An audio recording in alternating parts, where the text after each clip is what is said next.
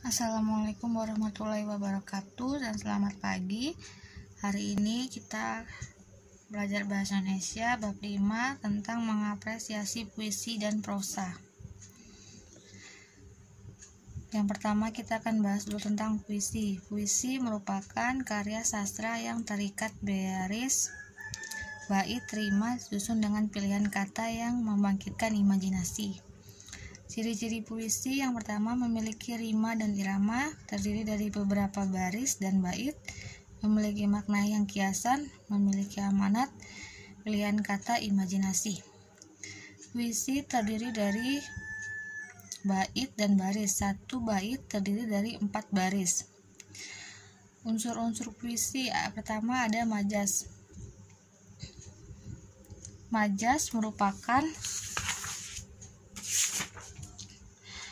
penggunaan bahasa yang tersusun atau figura, sehingga puisi sering menggunakan bahasa figuratif. Majas terdiri dari beberapa macam, yaitu majas metafora. Majas metafora merupakan kiasan langsung, artinya benda dikiaskan itu tidak disebutkan. Contohnya seperti kambing hitam lintah darah.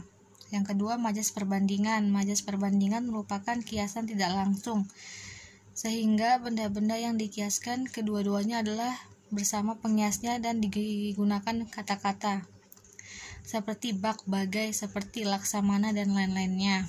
Kemudian majas personifikasi. Majas personifikasi mengiaskan keadaan atau peristiwa alam sebagai keadaan yang dialami manusia.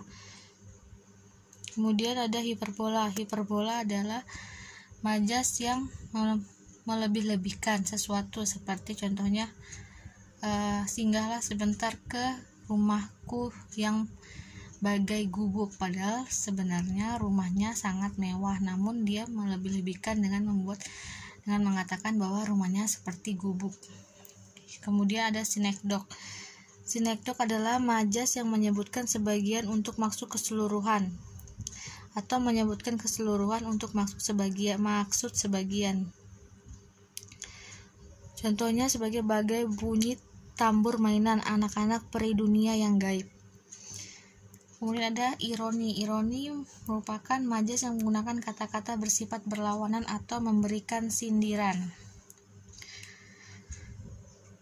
Unsur yang kedua yaitu irama. Irama adalah totalitas dari tinggi, rendah, keras, lembut, dan panjang pendek suara. Iramanya seperti intonasi saat kita membacakan puisi.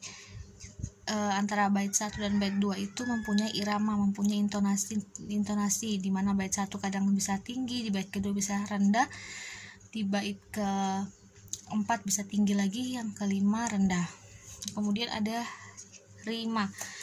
Rima dalam puisi adalah persamaan. Contohnya, sedikitpun mataku tak mengerlik, memandang ibumu sakit berguling, air mataku tak bercucuran, tinggalkan ibumu tak penghiburan. Yang dimaksud di sini rima adalah akhir katanya ling ling, ran ran. Itu adalah merupakan unsur-unsur puisi. Jadi dalam membuat puisi kalian juga harus memperhatikan rimanya, yaitu persamaan kata di ujung kalimatnya ya. Kemudian prosa. Prosa adalah karya sastra yang disusun dalam bentuk cerita berupa tulisan bebas yang tidak terikat berbagai aturan. Ciri-ciri prosa: memiliki alur cerita, ada tokoh dan penokohan, memiliki sudut pandang, adanya latar dalam pencitraan, memiliki amanat. Sangat jelas ya tadi perbedaan dari ciri-ciri puisi dan prosa ini, dimana pada prosa ada penokohan, namun pada puisi tidak ada penokohan atau tokohnya. Jenis-jenis prosa. Jenis-jenis prosa ada 2, yaitu prosa baru dan prosa lama. Prosa lama adalah prosa yang belum dipengaruhi oleh kebudayaan luar atau asing dan biasanya disajikan secara lisan. Berikut adalah termasuk prosa lama, ada hikayat, sejarah, kisah, dongeng, dan cerita berbingkai. Jadi ketika kalian mendapatkan sebuah dongeng atau dongeng tentang maling si kundang, dongeng tentang apapun itu, cerita-cerita ataupun sejarah-sejarah, itu merupakan bagian dari prosa lama atau cerita-cerita yang lama. Prosa baru. Prosa baru merupakan jenis prosa yang telah mengalami banyak perubahan karena pengaruh kebudayaan barat. Contoh prosa baru diantaranya novel, cerpen, roman, riwayat, kritik, resensi, dan esai. Seperti novel-novel yang kalian baca, cerpen-cerpen itu sudah mengalami perubahan sehingga dia sudah masuk dalam prosa baru. Nah, di sini ada contoh puisi dan prosa. Seperti ya, puisi dulu.